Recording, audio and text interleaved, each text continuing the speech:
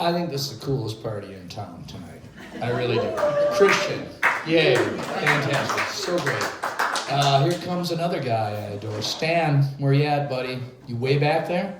Way back. Come on, Stan. Stan's an American School of Storytelling regular and a damn fine fellow, and I'm killing dead air while he makes his way through the crowd.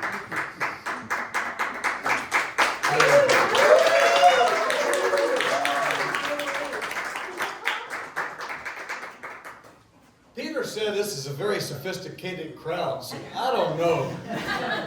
It's not what I was thinking of. But it's a basement. That helps. And it just seemed like the right space for a coyote story. Okay, some of you understand. Coyote. Liar and a cheater. Troublemaker. Ate too much, drank too much, sex too much. All the things that we hide, deny, and repress. Or maybe secretly enjoy. Or would like to enjoy. He liked to play a game called Fart a Landslide. He'd fill up on green onions and drink a lot of water to work up a good gas. Then he'd walk up to the hillside and rip a fart. Stand back and watch the rocks come rolling down.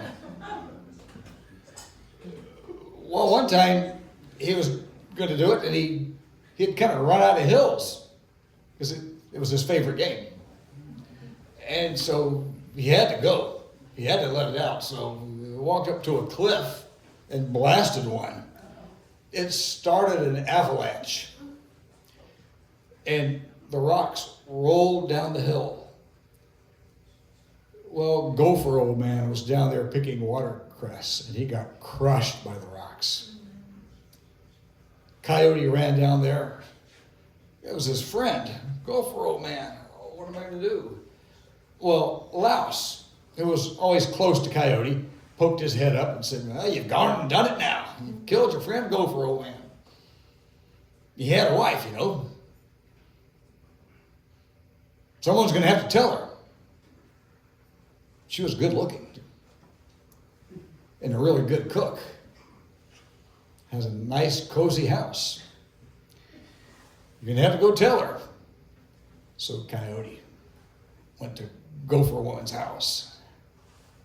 And after she'd given something to eat, you know, as you welcome a guest, and let him take a nap, he told her,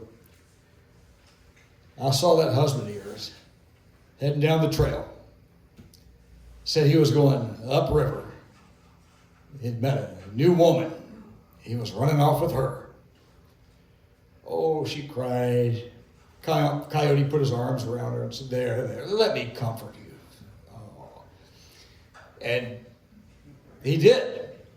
And that night he comforted her some more. And it was quite a rollicking comfort. And one of the Gopher children accidentally got knocked into the fire. Well, Coyote woke up in the middle of the night. He liked to smoke his pipe, and he smelled something. Oh, Gopher Woman's cooked me something special. And so he ate it. And when he was finished, he looked at the bones. And he looked over at the Gopher children. Now, they had a lot of children. I don't think they even knew how many. But he figured it out. So that night, he was comforting her again.